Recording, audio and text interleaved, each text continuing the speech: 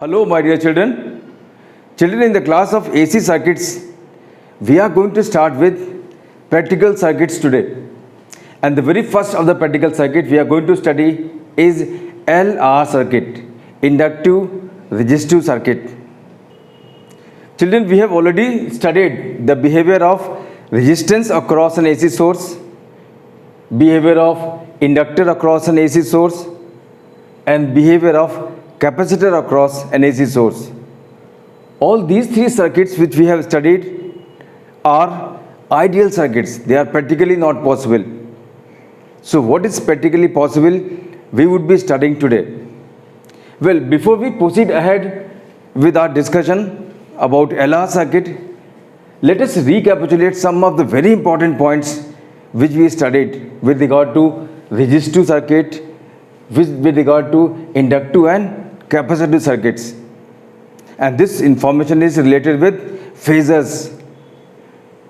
Well, across resistance, in resistive circuits, across resistance, current and voltage phasors are parallel to each other.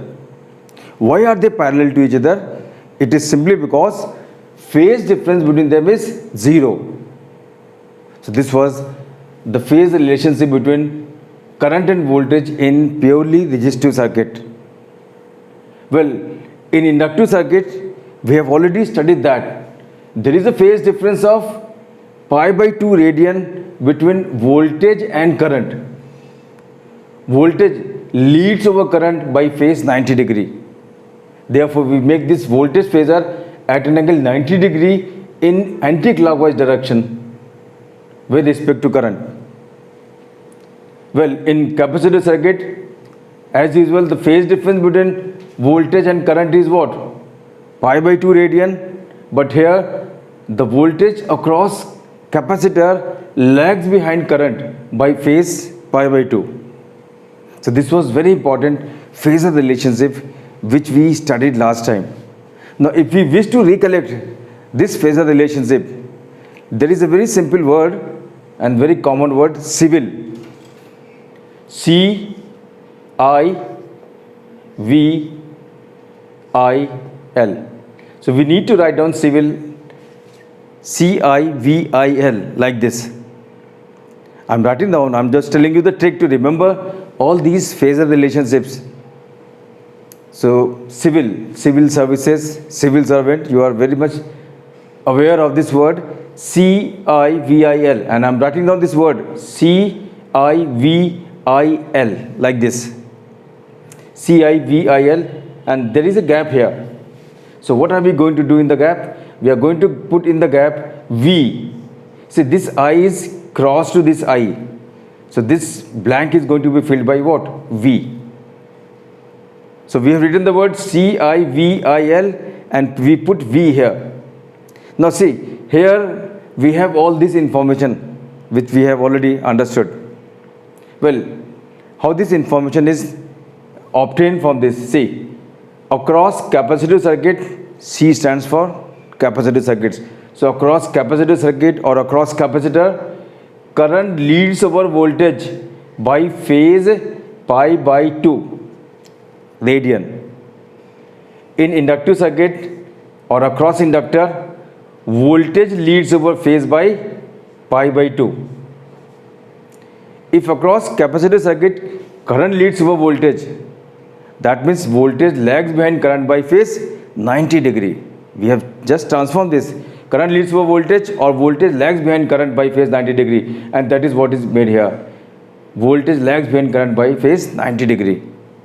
And here, voltage leads over current by phase 90 degree or pi by 2 radian. So across inductor, voltage leads over current by phase pi by 2, and that is what is plotted here. This is current and voltage leads over current by phase pi by 2. We have to have command over this phasor relationship because we are going to work out our mathematical discussion with regard to practical circuits using this phasor analysis. Okay children, so let's begin with LR circuit, the very first of the practical circuits. Well, this LR circuit is also called as inductive resistive circuit. So this is L and R connected across an AC source. Capital V as usual is RMS value of the voltage of this alternating source.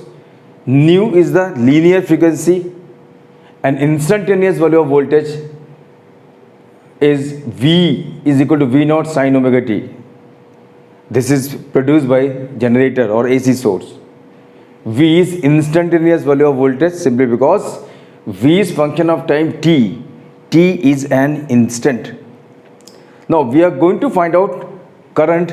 We are going to write down instantaneous value of current, but only after applying phasor analysis.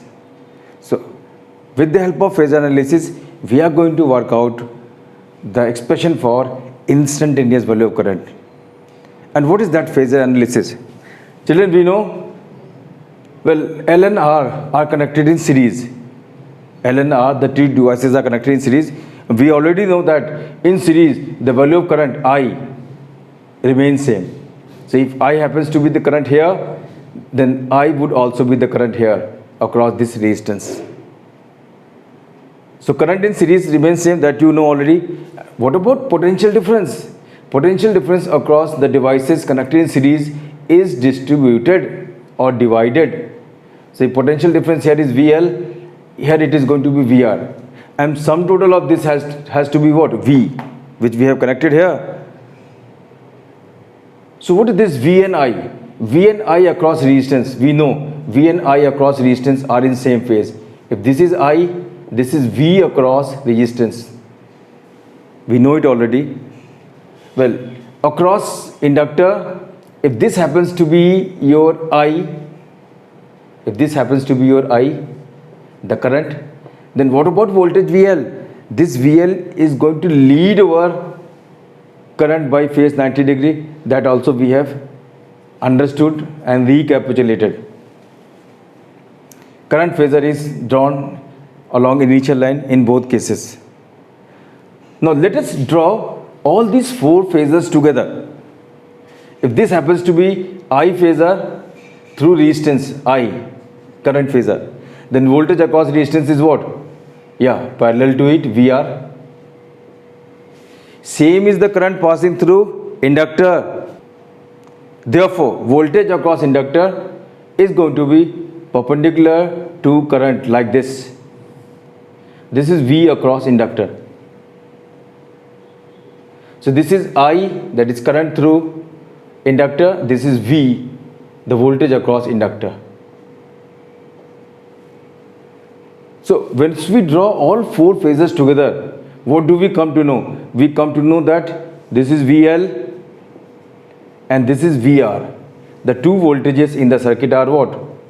VR and VL, and they are perpendicular to each other. Sum total of VL and VR, VL and VR is what? V. But how we are going to find out? We are going to find out this sum only when we know the phase difference between them. And when we draw all four phasors together, this is current phasor drawn twice, and this is VR and this is VL. Current is same, therefore only one phasor is visible. Anyway, so when we draw all four phasors together, we exactly come to know the phase difference between VL and VR. And their sum is what? The voltage applied, V. And what is their sum? The sum of these two phasors is going to be what? Diagonal of parallelogram through them, as is the sum of two vectors. So this is going to be V. The V connected is here, and this VL and this is VR. So what is this? This happens to be, VR happens to be in same phase with current. This is also a current phasor. So what is this? We can see here that V leads over VR, or V leads over current by phase what? Phi. This V, the voltage, leads over current by phase phi. Or we can say, if we say V leads over, V leads over I by phase phi. So we can write it as what? I lags behind V by phase phi. See, capital V is instantaneous value of voltage. Capital I is instantaneous value of current. So whatever phase relationship exists between instantaneous value of voltage, same phase relationship exists between RMS value of voltage and current, same phase relationship exists between even mean value of current and voltage. So whatever may be the type of current or voltage, the phase relationship is same. So we can write it as capital V also. So V leads over I by phase phi, or we can say I lags behind V by phase phi. If I is lagging behind V by phase phi, therefore this instantaneous current I is also going to lag behind voltage by phase phi. So what is instantaneous current? Instantaneous current is going to be I is equal to I naught sine of omega t minus phi. See, this instantaneous value of current shows that current lags behind voltage by phase phi. This voltage leads over current. This voltage leads over current. Yeah, this voltage leads over current by phase phi, or we can say current lags behind voltage by phase phi. The voltage leads or current lags. When current lags, so we put here where omega t minus phi. So phase of the current is omega t minus phi. You can see here the current lags behind voltage by phase phi. So we have found out the instantaneous value of current using this phasor analysis. Well, what is instantaneous value of power? Instantaneous value of power is going to be the product of the instantaneous value of voltage and current. So this instantaneous value of power is going to be the product of instantaneous value of voltage and current. This is V into I. What is V? V is V naught sine of omega t. What is I? This I is I naught sine of omega t minus phi. This is instantaneous value of power. And if we wish to find out the average value of power, yes, the average value of power is going to be what? Yeah, P dt integration say from 0 to t divided by t. We already know the master formula of average value of a continuous function, and that is what we have used. So P is multiplied with this very small value of the variable dt. We integrate it from 0 to t and divided by t. So this numerator represents the sum of data and denominator represents the number of times that data occurs. Okay, so this average value of power is going to be, if we substitute the value of P, yeah, V naught, I naught, this is sine of omega t, and then sine of omega t minus phi, yeah, integration from 0 to t, and this is dt. And what do we get? T here. Now value of this integration, you don't need to solve this integration, you simply need to write down the correct value. Even if you know the derivation, you can save your time. We integrate it from 0 to t, and once we integrate this function from 0 to t, what do we get? We get what? T cos of phi by 2. So integration of this is t cos of phi by 2. That means average value of power is going to be, yeah, average value of power is going to be V naught, I naught, t, and this comes out to be t cos of phi divided by 2. You can see that t cancels out.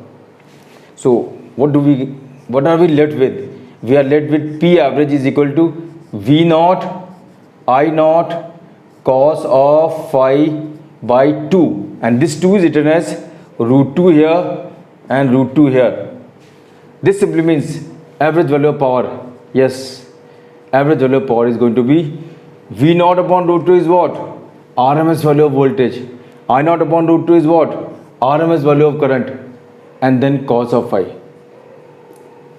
This is the general expression of power we had written once when we explained the maximum value of power in case of raised to circuit.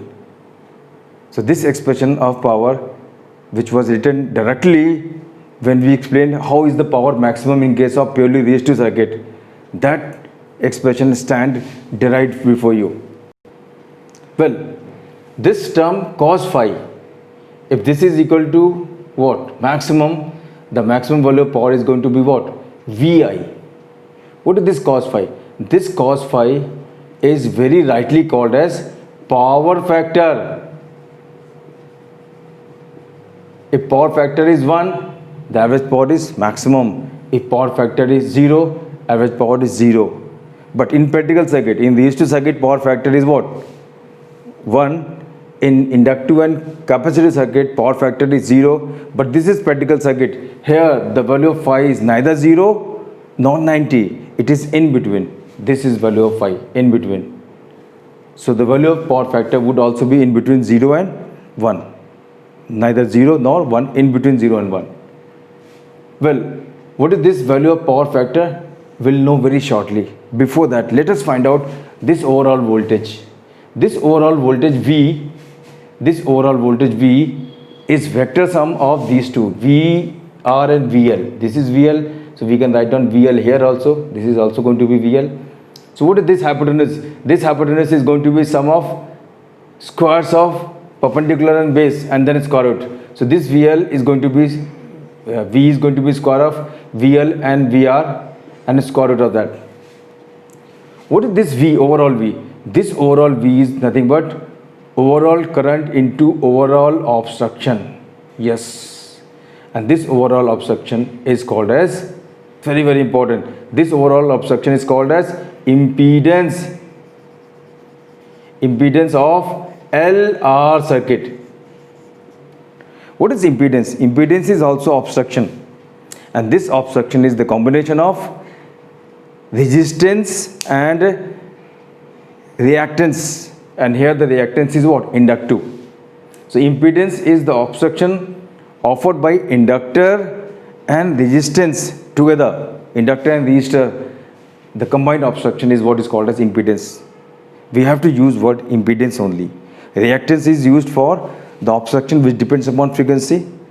Resistance is frequency independent obstruction. And impedance is the combined obstruction offered by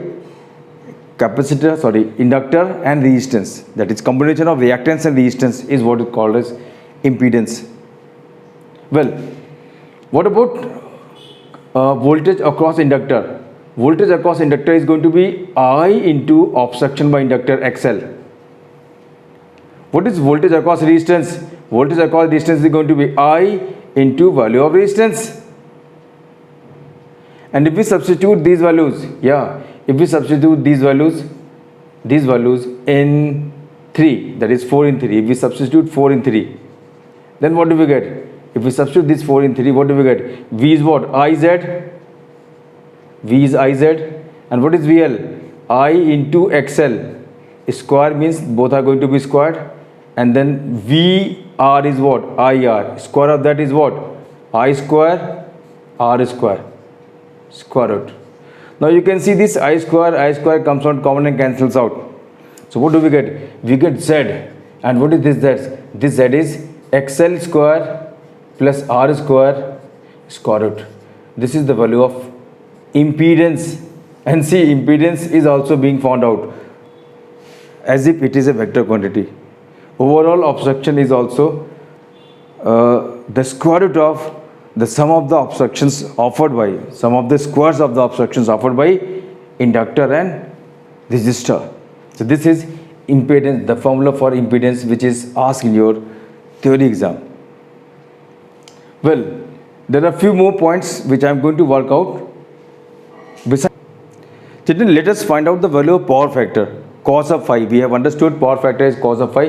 What is cos of phi? That cos of phi can be found out from here, from this right angle triangle.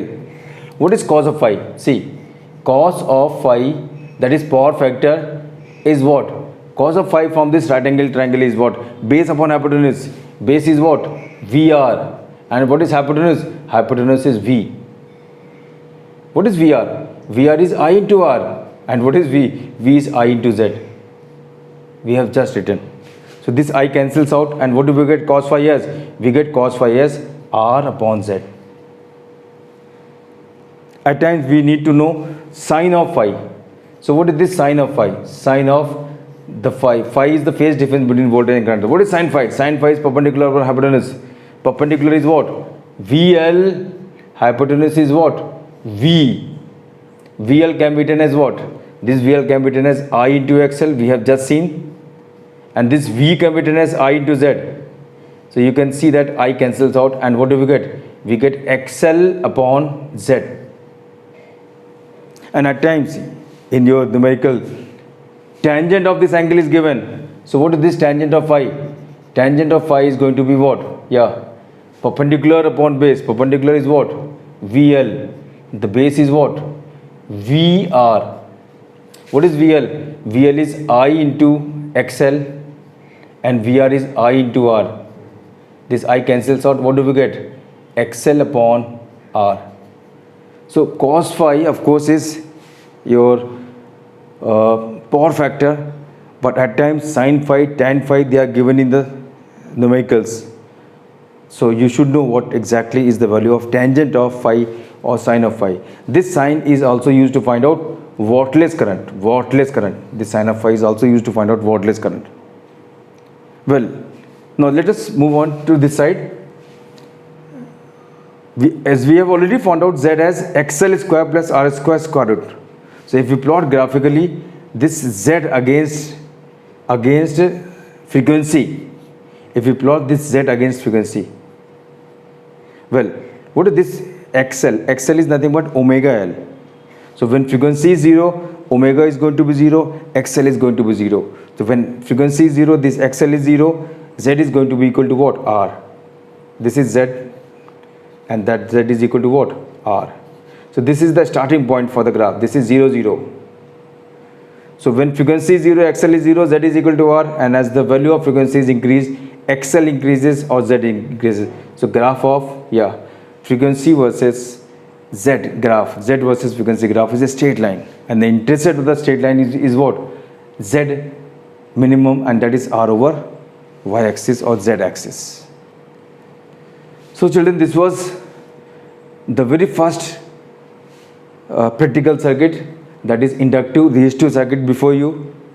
We have found out from instantaneous value of voltage, instantaneous value of current using this phasor analysis.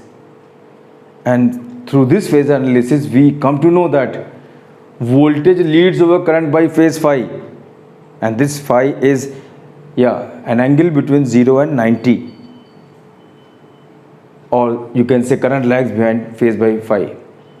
If we, on the basis of this phasor result which we have finally found out, we are able to write out instantaneous current. Since current lags behind voltage by phase phi, so we write down omega t minus phi here, and we get the instantaneous value of current. And we multiply instantaneous value of current with voltage, we get instantaneous value of power. And when we work out average value of power, we get the same formula of power which we had written directly once. Average value of power is VI cos of phi. Well, this cos phi is power factor. This power factor is also R upon Z. And the overall voltage is, yeah, overall voltage is this hypotenuse, which is going to be what? Square root of the sum of the squares of perpendicular and base. Perpendicular is VL, base is what? VR. So this is overall voltage in LR circuit. We write V as I into Z. Z is impedance of LCR circuit. VL is the voltage across inductor, which is nothing but I into XL, the obstruction by inductor. And VR of course is going to be I into R. If we substitute these values here, I cancels out and we get the value of Z. Z versus frequency graph is a graph like this. So this is all as far as LR circuit is concerned, and we'll study CR circuit very shortly in next lecture. Until we meet again, thank you very much children. God bless you all.